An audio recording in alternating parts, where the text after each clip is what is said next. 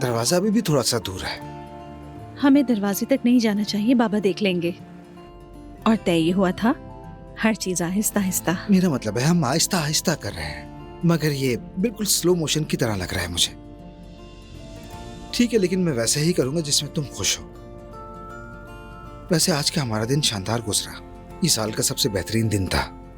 मेरे लिए भी ऐसा ही था रमीज। फिर इस शानदार दिन के लिए तुम्हारा बहुत शुक्रिया।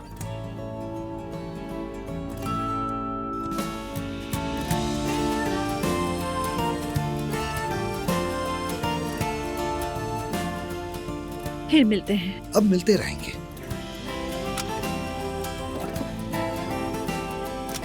अब कहाँ जा रहे हो?